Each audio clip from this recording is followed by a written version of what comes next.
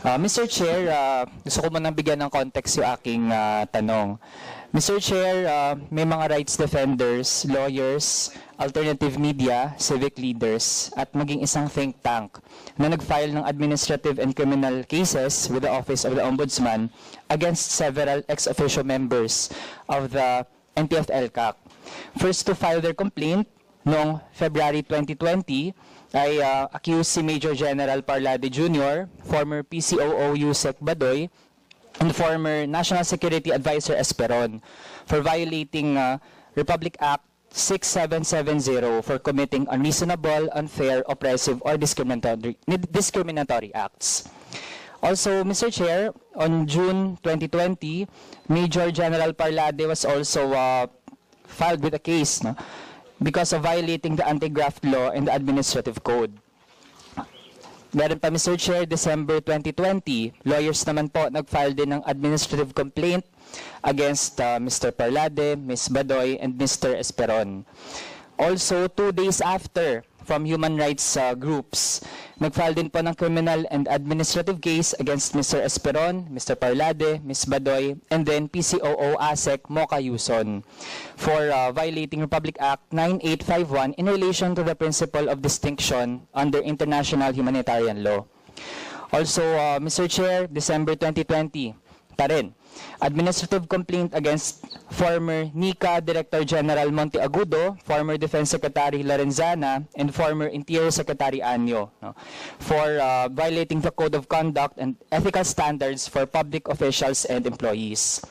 Also, Mr. Chair, still, December 2020, alternative media nag-file din ng complaint against Mr. Parlade, Ms. Badoy, and former NTF-ELCAC Executive Director Allen Capuyan. Ang basis naman po ay Anti-Graft and Corrupt Practices Act, pati din yung Code of Conduct.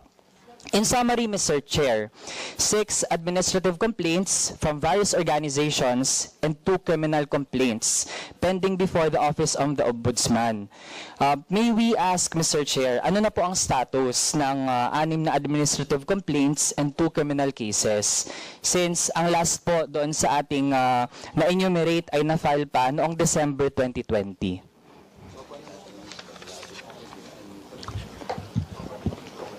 Honorable Chair, Your Honors, yung tanong po ay sa dami ng kasong yon, hindi ko alam kung anong status. But if the Honorable Congressman is referring to those cases against Parlade, Badoy, et al., Esperon, with respect to the red tagging, those cases were already dismissed. Sa kadahilanan po na wala naman pong batas na nagbabawal sa red tagging. In the absence of a law, we cannot arrogate unto ourselves by saying na nag-violate ka ng red tagging.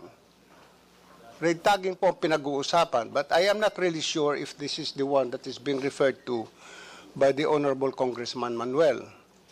So, I will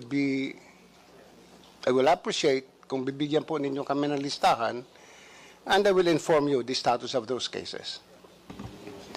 Mr. Chair, bahagi po ng complaint against these individuals ay yung ginawa nga nilang red tagging. Tayo din naman, Mr. Chair, we filed a bill actually na gusto natin ay ma-criminalize ang red tagging and maprotektahan lahat ng mga defenders natin, lahat ng mga merong advocacy, at dapat ay safe sila, hindi sila nasasubject sa mga discriminatory na mga acts. In the absence of that law at this moment, Mr. Chair, kaya ang na-cite natin ay yung ibang mga batas na actually ay pwedeng maging basis para mapanagot ang mga individual na ito. Mr. Chair, since hindi pa nakakatanggap ng official communication ang mga nag-file ng mga complaints against these people, may we request the Office of the Ombudsman to furnish our office, pati din yung mga nag-file mismo, na mabigyan po sila ng written na kopya ng dismissal para po on record ay mapanghawakan po natin iyon. Can the office commit to that, Mr. Chair? if Your Honor could please give us a copy of those cases, we assure you that we will furnish you the status of those cases. The earliest would be this afternoon. Pero sinisiguro ko po sa inyo na kung mga kasong yun ay na-dismiss na, I am sure na yung mga complainant ay nabigyan na ng kopya. Ngayon, doon sa puntos na dahil nga walang red tagging, pa-file mo ng kaso ng violation ng Anti-Graft and Corrupt Practices Act, para lang po yun yung nagpalusot tayo Diba? Ito yung tinatawag na yung palusot Kung sa sibuyas, ito yung palusot na pagtatanim ng sibuyas o ani. Just like in the violation of the dangerous drugs law, marami po nagpa-file sa amin ng Section 3E. Ang pinakapunot dulo po ay drugs.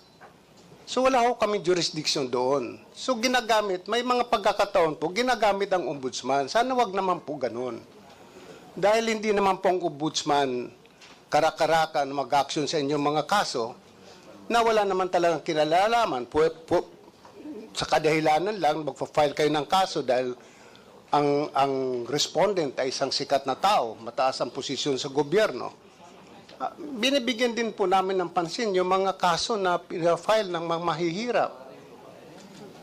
Binibigyan po namin ng pansin yung ibang mga kaso na karapat dapat bigyan. Pero kung papalusutan kami na red tagging ang rason, pero sasabihin hindi, nag-violate ka ng Section 3E.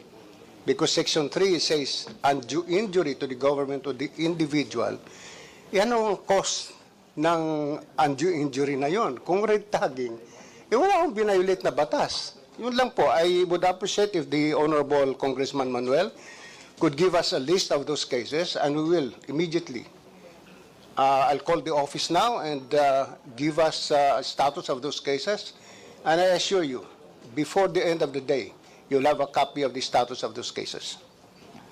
Mr. Chair, gusto lang po nating mag-respond doon sa remark na nagpapalusot lang po yung mga nagpa-file ng mga administrative and criminal complaints. Mr. Chair, para po sa enlightenment ng ating mga kapwa civil servants and public officials, Mr. Chair, yung retagging po, hindi lang po yan basta salita at hindi po naghahanap lang ng kung ano-anong dahilan para magkaso. Mr. Chair, meron na po talagang nangyaring mga masamang bagay dahil sa red tagging. Meron po, nakaka-affect po ito ng pag-perform na ating mga public officials at kahit yung mga civil society organizations natin, Mr. Chair, na-hamper po yung pag-perform nila ng duty nila to pursue whatever advocacy that they have in line with our laws. Tapos, Mr. Chair, meron na ring mga na-red tag na napatay na nga, no? Dahil sa ganong threat, no, na nagiging epekto sa kanila dahil sa pagre-red tag, coming mismo mula sa mga government officials. So, Mr. Chair, ang dating kasi kung kinukonsente natin ito sa pamahalaan, edi short of saying na we are enabling red tagging, no? Kaya habang syempre mainam na meron na rin talagang batas eventually on red tagging, sa ngayon, Mr. Chair, kita naman natin damage has been done, no? At nakakalungkot isipin na yung mga buhay na nawala because of red tagging, yung mga hindi na makapagpatuloy, no, whether in government man or hindi, mahihirapan na sa kanilang mga gusto sanang gawin, no, hindi na, mahirap na pong ibalik yun, Mr. Chair. Kaya sana mas maging proactive tayo when it comes to this matter. And sana po hindi din po napagbabangga, no, na may mga kaso daw na para sa mga mahirap, ganyan. Yung mga rights defenders po natin, yung mga people's lawyers natin, yan din po ay merong mga ginagawa para sa mga mahirap. In fact, no, yung pag-defend nila sa mga magsasaka, sa mga mangingisda, sa mga manggagawa, part din po yan ng gusto nating sama-samang pagtulong sa mga mahihirap. So, sana po hindi pinagbabangga, hindi pinagko-compete yung mga kaso. Kasi kung lahat naman po, Mr. Chair, agrabyado, lahat po ay dapat nating tulungan at dapat ay may hustisya po para sa kanila. Yun na muna, Mr. Chair. Maraming salamat. Alright, maraming